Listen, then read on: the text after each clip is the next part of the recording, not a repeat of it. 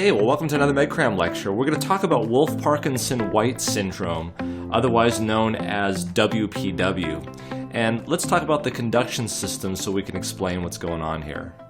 So here we have the electrical conduction of the heart, and as you know, the sinoatrial node is where the pacemaker usually sits up here. And it depolarizes throughout the atrium. But before it goes down to the ventricle, all of these pulsations, electrical conduction, goes to the AV node, which sits right here. Basically, this is the only pathway for electrical conduction to go down into the ventricles normally. And as you know, this is insulated. So there's an insulative layer here so that depolarization of the atria don't go down at all into the ventricle.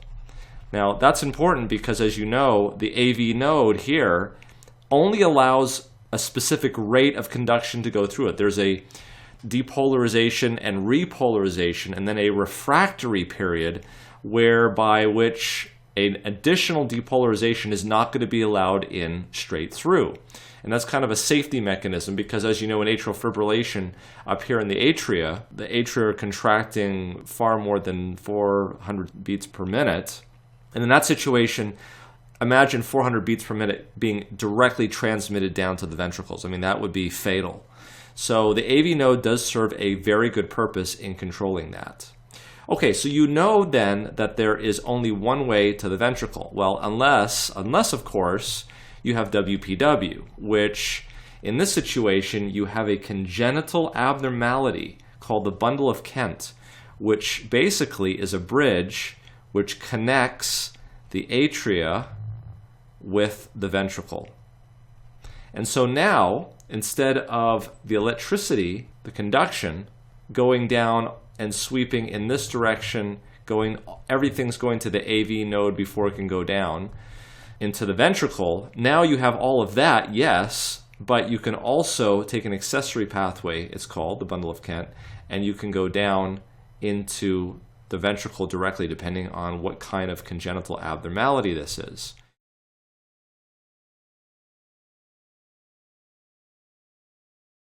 So you can quickly see here that there's going to be some issues. This is still happening just like it normally does. But if this accessory pathway is functional and it's actually conducting electricity, you can see that the first thing that it's going to do is it's going to excite the musculature of the ventricle. And as such, you're going to go ahead and get depolarization of the ventricular myocardium early before it occurs through the His-Purkinje system. And we'll show you what that looks like on the EKG, and that'll make sense. Now, because there is depolarization of the ventricular myocardium, you may see a slightly longer QRS complex. So basically, if you were to look at this, this is the kind of situation that you're going to see. You're going to see a normal P wave, but normally what you would see is you would see a normal QRS and then a T wave, right? But in this situation, you're going to see a little bit more than that because, again, here's this accessory pathway that's coming over, and so you're going to start to see depolarization early. And so this curving up is known as a delta wave. And that is pretty characteristic of WPW. So if you see a delta wave, think about WPW. Also notice that the PR interval here to here is going to appear to be smaller because of this delta wave. So let's take a look at some real examples of what this looks like on an EKG. So this is a patient with WPW. You can see right away that you've got this delta wave here. It's pretty much all over the place. You can see this delta wave, of course, going in the opposite direction because we're talking about AVR. Here you can see a delta wave. Here you can see a delta wave. And again, we're talking about that pre-excitation of the ventricle. So delta waves in front of all of these QRS complexes. Here's a nice delta wave as well. Delta wave as well. Okay? So these are all delta waves consistent with WPW. Okay, and as we mentioned, this is a congenital problem, and people can present with this at all ages. As children, as adults, they usually have symptoms of cardiomyopathy, shortness of breath, things of that nature.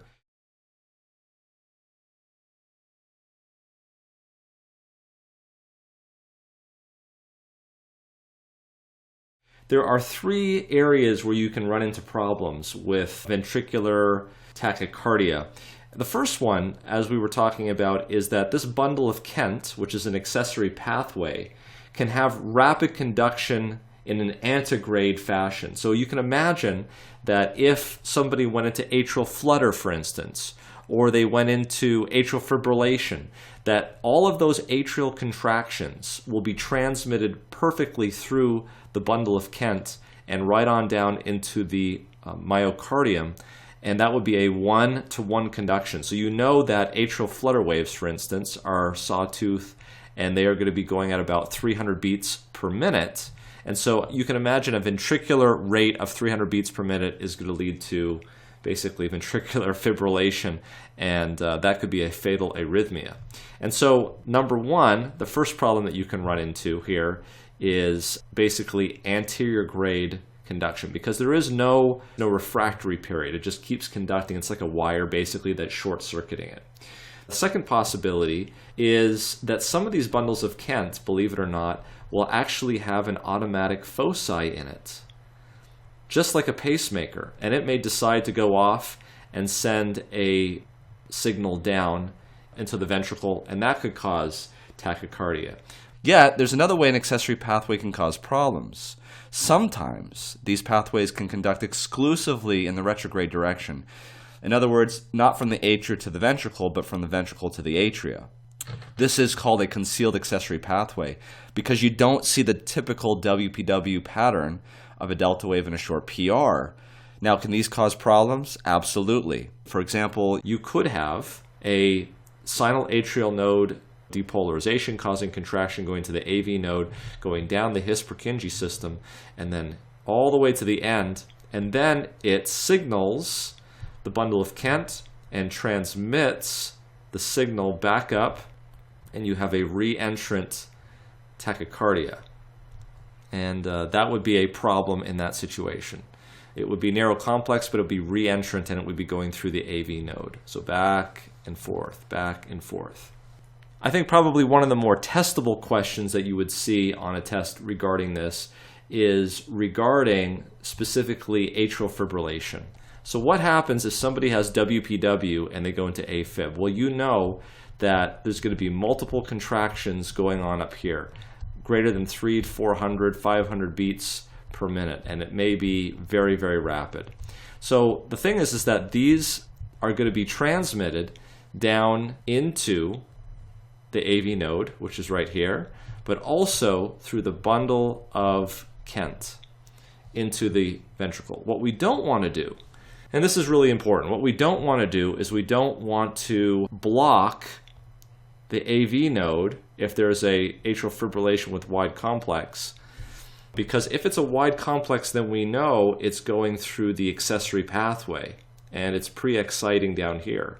If it's a narrow complex, completely narrow, then we have no problem giving AV nodal blockers because we know that it's going through the AV node. But if we have atrial fibrillation with WPW and there's kind of a widened QRS, meaning it's using the accessory pathway, then if we use a beta blocker or if we use specifically a calcium channel blocker, it's going to block only this AV node and it's going to have no effect on this accessory pathway. And in that situation, this could turn into ventricular fibrillation and death. So I think they want you to know that on tests. They want to make sure that you understand that. So remember this, WPW with atrial fibrillation, you really want to get them out of atrial fibrillation as quickly as possible. So if the patient is unstable, you need to go to DC cardioversion. Basically shock, okay? Synchronized cardioversion. Okay, now, if they are stable, then don't use the non-dihydropyridine calcium channel blockers like verapamil and diltiazem and things like that. That's just going to make the heart rate go faster, and they may actually go into ventricular fibrillation. What you ought to be using is, if they're stable, then you want to use medications like procainamide or amiodarone.